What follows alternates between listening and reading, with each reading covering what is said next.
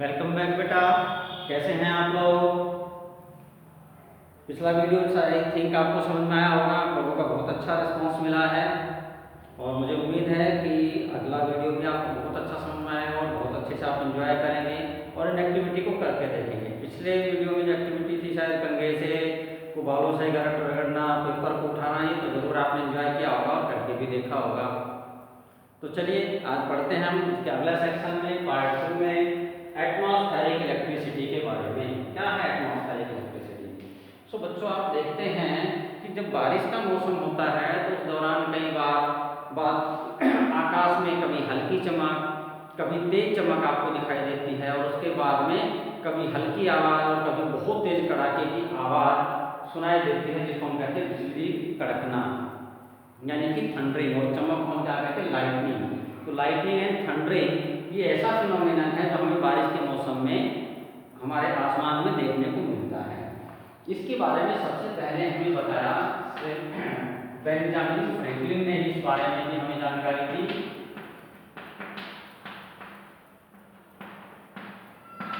इन्होंने बड़ा एक अनोखा एक्सपेरिमेंट किया जिसके द्वारा इन्होंने ये जानकारी दी हमें। क्या अनोखा एक्सपेरिमेंट था? खोज करिए कि ये बादल हैं, आसमान के अंदर ये बादल हैं। इन्होंने क्या किया, एक काइट को उड़ा दिया। ये एक काइट है,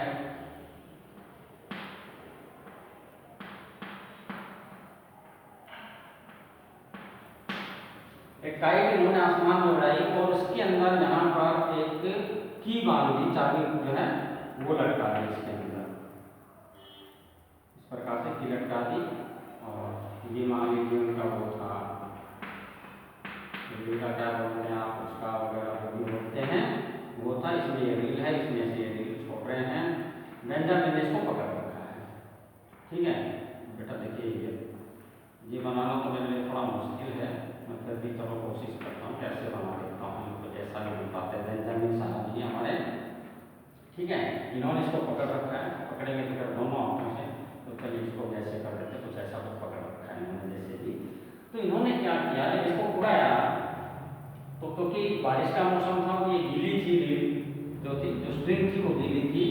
और जब ये काफी ऊंचाई पर हो गई तो उन्होंने इस की को टच किया और जब इन्होंने इसको टच किया तो इनको झटका लगा। क्या लगा? झटका, शॉक, जोर से झटका लगा इनको बिजली का। इस बात से प्रूव हुआ कि इसका मतलब यहाँ पर क्या है, बादलों के अंदर इलेक्ट्रिक चार्ज है। और जब ये स्ट्रिंग जो कि गीली थी, जब इसके टच हुई तो क्योंकि जो गीली वाटर जो है उससे गीले चीजों में कंडक्ट हो सकती है इलेक्ट्रिसिटी, चार्ज जो है वो स्ट्रिंग के थ्रू कंडक्ट होता हुआ यहाँ की तक पहुंच गया। और जब उन्होंने इस की को हाथ लगाया तो अचानक उनको झटका लगा। इससे उन्होंने प्रूव किया कि बादलों के अंदर जो लाइटनिंग है, थंडरिंग है, उसका जो कारण है वो है स्टैटिक इलेक्ट्रिसिटी। स्टैटिक इलेक्ट्रिसिटी की वजह से ऐसा होता है। तो अब स्टैटिक इलेक्ट्रिसिटी क्या है, लाइटनिंग थंडरिंग क्यों होती है, हम इसको समझने की कोशिश करते हैं। देखिए बेटा, क्या है कि आसमान में क्या प्रेजेंट है, आसमान में खाली तो है नहीं, यहाँ पर क्या प्रेजेंट है? Air, consist of air present है। इसमें डस्ट है, इसमें कार्बन के पार्टिकल्स हैं और बहुत सी पार्टिकल्स इसके अंदर प्रेजेंट हैं। इनमें से बहुत से पार्टिकल्स ऐसे हैं, जैसे कार्बन पार्टिकल है, डस्ट है, इनमें से अधिकतर पार्टिकल ऐसे होते हैं जो चार्ज होते हैं, इनमें कोई ना कोई चार्ज होता है। तो जब ये बादल आसमान में ट्रेवल कर रहे होते हैं तो ये जो हवा को चीरते हुए चलते हैं, हवा तो चारों तरफ है, तो इस हवा को चीरते हुए चलते हैं तो हवा से रगड़ लगती है। आप भी अपने हाथों को ऐसे रगड़े तो क्या होता है, आपके हाथ गर्म हो जाते हैं। क्यों हो रहे हैं? क्योंकि ट्रांसफर ऑफ हीट हो रहा है, हीट का जनरेशन हो रहा है, इस वजह से ऐसा हो रहा है। तो यहाँ पर भी ऐसा ही होता है कि जब ये बादल हवा को चीरते हुए आगे पीछे जो बढ़ते हैं, ट्रेवल करते हैं, तो यहाँ पर फ्रिक्शन होता है। रगड़ को हम क्या कहते हैं? फ्रिक्शन। इस फ्रिक्शन की वजह से ट्रांसफर ऑफ चार्ज हो जाता है, या तो ये इलेक्ट्रॉन ले लेते हैं या इलेक्ट्रॉन दे देते हैं। अगर इन्होंने इलेक्ट्रॉन दे दिया तो इनके ऊपर पॉजिटिव चार्ज आ जाएगा। अब मान लीजिए कि यहाँ पर कोई दूसरा बादल था, ये इलेक्ट्रॉन देने की बजाय क्या कर रहा है, ये इलेक्ट्रॉन गेन कर रहा है। जब इलेक्ट्रॉन गेट करेगा तो इसके ऊपर क्या आएगा, नेगेटिव चार्ज आएगा। तो इस प्रकार से जो बादल हैं, जो क्लाउड्स हैं, बादल को इंग्लिश में क्या बोलते हैं बच्चों, क्लाउड। तो जो क्लाउड है इनके ऊपर या तो पॉजिटिव चार्ज आ जाता है या नेगेटिव चार्ज आ जाता है। और क्योंकि बादलों का आकार काफी बड़ा होता है तो इसका मतलब इनमें जो चार्ज का अमाउंट वो भी बहुत ज्यादा होता है। अब ऐसे में होता क्या है, जब दो अपोजिटिवली चार्ज बादल, पॉजिटिव और नेगेटिव वाले जो बादल हैं, जब वो बाई चांस एक दूसरे के संपर्क में आ जाते हैं, बहुत नजदीक आ जाते हैं, तो बहुत तेजी से ये दोनों चार्ज एक दूसरे के अंदर, पॉजिटिव इधर नेगेटिव इधर, बहुत तेजी से फ्लो करता है। विद इन सेकेंड्स, कुछ सेकंड के अंदर ये काम हो जाता है, बहुत तेजी से फ्लो करता है। इस तेजी से चार्ज के फ्लो होने की वजह से स्पार्किंग उत्पन्न होती है और इसीलिए आकाश के अंदर क्या होता है, इस प्रकार से आप देखते हैं कि चमक उत्पन्न होती है, जिसको हम क्या कहते हैं, बिजली चमक रही है, लाइटनिंग हो रही है। तो यहाँ पर लाइटनिंग उत्पन्न होती है, किसकी वजह से लाइटनिंग उत्पन्न होती है, it is because of interaction between oppositely charge clouds. तो ये बात तो समझ में आ गया आपको। फिर एक बार बात कर लेते क्या होता है, बादल हवा के साथ में रगड़ लगती है, उनकी फ्रिक्शन होता है, जिसकी वजह से या तो वो इलेक्ट्रॉन लेते हैं या इलेक्ट्रॉन देते हैं। इलेक्ट्रॉन अगर वो लेते हैं तो नेगेटिव चार्ज आ जाता है, अगर वो इलेक्ट्रॉन दे देते हैं तो पॉजिटिव चार्ज आ जाता है।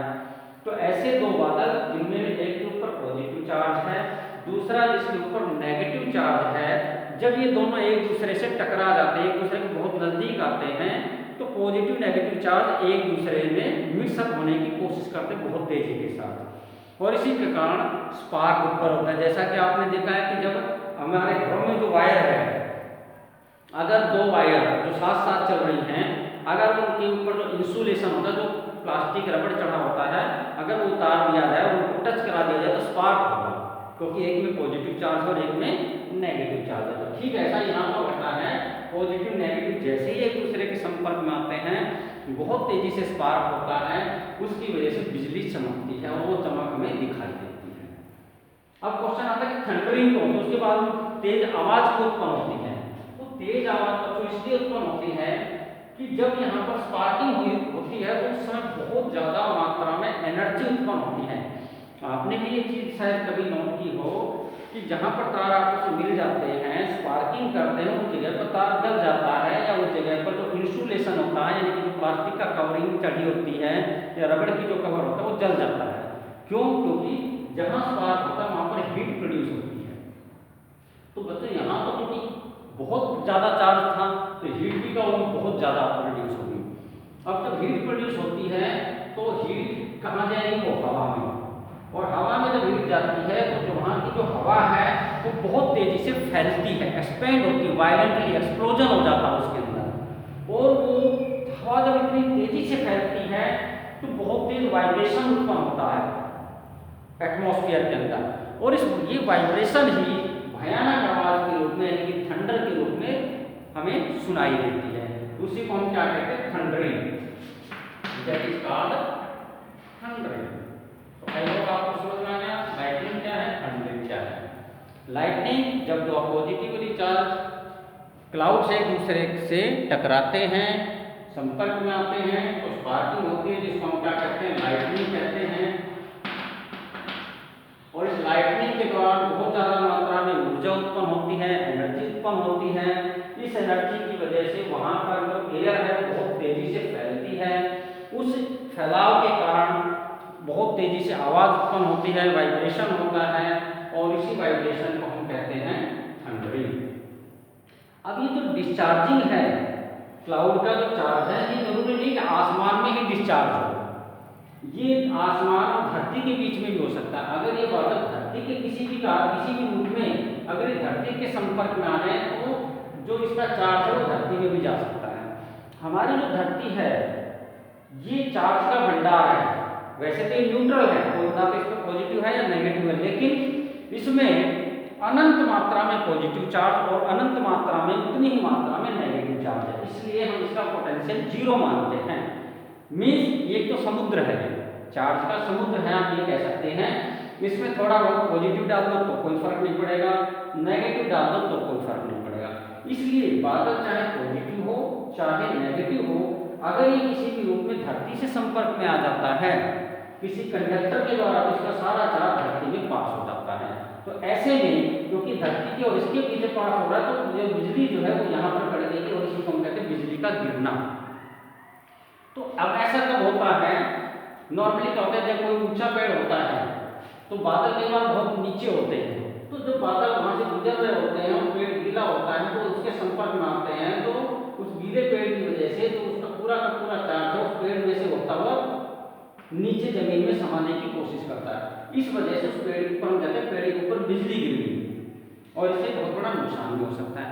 ऐसा ही कई बार जो बहुत ऊंची बिल्डिंग्स होती हैं उनके अंदर भी होता है कि बिल्डिंग से टच हो गया बादल और वहां पर कोई जो कंडक्टिंग था वो पूरा का पूरा चार्ज अगर यहाँ पर नहीं जा पाया तो बिल्डिंग को भी एक्सप्लोड कर सकता है, उसको डैमेज कर सकता है।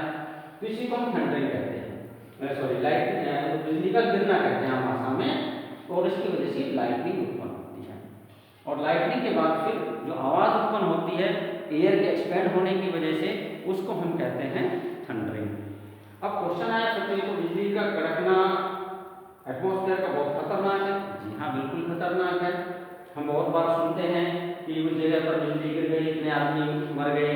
तो इसके जानवरों को, पौधों को, इंसानों को, सभी के लिए हार्मफुल हो सकती है अगर ये बिजली किसी कारण से ऐसी जगह पर आ जाए, मीन्स इसका जो डिस्चार्ज है वो ऐसी जगह पर हो जाए जहाँ पर कोई एनिमल प्रेजेंट हो। प्लांट में से हो रहा है तो प्लांट को नुकसान पहुँचा देगी, अगर एनिमल की बॉडी में से हो गया तो एनिमल की बॉडी को झुलसा देगी, इसलिए हानिकारक है। इसलिए जब बारिश का मौसम है और आसमान में बिजली कड़क रही हो, बिजली कड़क करने का मतलब वहाँ पर बादल आपस में टकरा रहे हैं पॉजिटिव नेगेटिव, तो ये चांसेस भी है कि बादल अगर नीचे से गुजर रहे होंगे, किसी पेड़ से टकरा गए तो पेड़ में से बिजली गिर सकती है, बिजली उसमें से पास हो सकती है। इसीलिए एडवाइस किया जाता है कि हम बारिश के दौरान जो पेड़ वगैरह है उसके नीचे खड़े ना हो, हम ऐसी जगह पर खड़े ना हो जिससे कि क्या हो सके, बिजली के गिरने के जहाँ पे चांसेस है, जहाँ पर इसे चार्ज के पास होने के, ट्रांसफर होने के चांसेस हो, वहाँ पर हमें नहीं खड़ा होना चाहिए। तो हम क्या करें, हमारे पास क्या बचाव के क्या उपाय हैं कि क्या सावधानियाँ हमें रखनी चाहिए अगर लाइटनिंग हो रही है तो। पहली चीज, stay indoor during a thunderstorm and do not venture outside unless absolutely necessary. यानी आसमान में जब बिजली चमक रही हो उस दौरान हमें अपने घरों के अंदर ही रहना चाहिए, बेवजह बाहर निकलने से बचना चाहिए। दूसरा, अगर आप किसी गाड़ी में बैठे तो आप गाड़ी के अंदर ही रहें, बाहर ना आए, क्योंकि गाड़ी के अंदर ये प्रोटेक्टिव इस प्रकार का होता है तो वो एक गुड प्रोटेक्शन देता है हमें इलेक्ट्रिक इस प्रकार की लाइटनिंग से। अगर उसमें लाइट आएगा भी तो उसकी जो बॉडी है वो कंडक्टिंग बॉडी उसी में पास होकर के खत्म हो जाएगा और अंदर बैठे हुए आप सेफ रह सकते हैं। तीसरी बात है, do not take shelter under tree. पौधों के नीचे, पेड़ों के नीचे हमें नहीं रुकना चाहिए ऐसी अवस्था में। अगर आप पानी के अंदर हैं कहीं पर तो तुरंत उसमें से बाहर आ जाएं। छोटी अगर कोई बोट वगैरह तो उसमें भी ना बैठें, छोटी बोट में या पानी में ना हो, वहाँ से किसी सूखी जगह पर तुरंत जाने की कोशिश करें। Report during the thunderstorm with no shelter nearby, crouch in open, keeping far away from tree. अगर बाई चांस ऐसी जगह फंस गए कि कोई छुपने की जगह नहीं है, आपको बचाव के लिए कोई जगह ऐसी नहीं मिल पा रही है जहाँ पर आप अपने आप को भीगने से बचा सकें, तो ऐसे में आप पेड़ पौधों से दूर चले जाएं, खुली जगह में चले जाएं जहाँ पर पेड़ पौधे नजदीक ना हो, क्योंकि जो बादल हैं वो धरती से बिल्कुल टच होकर नहीं चलेंगे, थोड़ा ऊपर ऊंची से चलेंगे। तो अगर ये पास भी होगी, अगर ये बिजली आएगी भी तो पेड़ों के माध्यम से या किसी बिल्डिंग के माध्यम से धरती तक आएगी, वैसे नहीं आएगी। इसलिए अगर आप ओपन ग्राउंड में हैं, पेड़ों से दूर हैं, तो आप सेफ रह सकते हैं, इस प्रकार से बचाव कर सकते हैं। और इसी प्रकार से अगर बिल्डिंग ऊंची है तो उनके अंदर एक सेफ्टी डिवाइस लगाया जाता है जिसको हम कहते हैं लाइटनिंग कंडक्टर, जिसके द्वारा आप उसका बचाव करते हैं। तो लाइटनिंग कंडक्टर क्या है उसके बारे में भी हम जान लेते हैं बच्चों। लाइटनिंग कंडक्टर्स,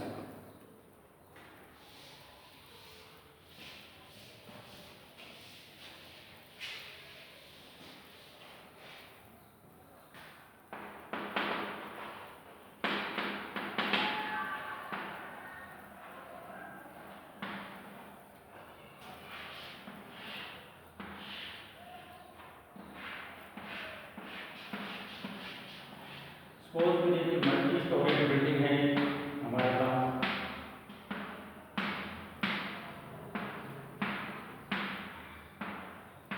सो क्योंकि इस बिल्डिंग की हाइट काफ़ी ज़्यादा होगी, तो ऐसे में चांसेस हैं कि अगर यहाँ से कोई बादल पास हो रहा है, मान लीजिए यहाँ से बादल को यहाँ से गुजर रहा है और बाई चांस अगर बादल यहाँ पर टच हो गया इसके साथ में, तो जो सारा इसका चार्ज है वो इस बिल्डिंग में से पास हो सकता है और ऐसे में इस बिल्डिंग को डैमेज कर सकता है, काफ़ी नुकसान पहुंचा सकता है, यानी कि बहुत डेंजरस हो सकता है। तो हम क्या करें, ऐसे में हम क्या करते हैं, यहाँ पर एक कंडक्टर है, कोई मेटल की एक रोड लगा दी जाती है जो सबसे ऊंचा पॉइंट होता है बिल्डिंग का। मान लीजिए कि ये बिल्डिंग में सपोज करिए कि ये टावर किया हुआ है बिल्डिंग के अंदर, इस प्रकार से टावर बनाया हुआ है। इस टावर के ऊपर हम क्या करेंगे, रॉड, मेटल की जो रॉड है वो लगा देंगे और इस रोड को का जो दूसरा सिरा है इसको हम इस बिल्डिंग के दीवारों में से या साइड में से कहीं पास करके नीचे काफी गहराई में ले जा करके और यहाँ पर एक मेटल प्लेट लगा देंगे जमीन के अंदर।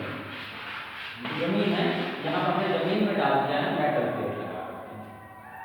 तो अब होगा क्या, जैसे ही बादल यहाँ से गुजर रहा है, ये जो बादल इसमें से जो गुजरेगा यहाँ से, तो ये बादल इससे टकराएगा, तो सारा का जो सारा चार्ज है ये ऊपर से पॉइंटेड होता है। नॉर्मली इस प्रकार से दो तीन इसमें पॉइंटेड एंड बना दिए जाते हैं, इसमें से टकराते ही सारा का सारा चार्ज यहाँ से पास होगा और इस वायर में से होता हुआ पूरा का पूरा चार्ज धरती में समा जाएगा और इस प्रकार से जो बिल्डिंग है वो सेफ रहेगी।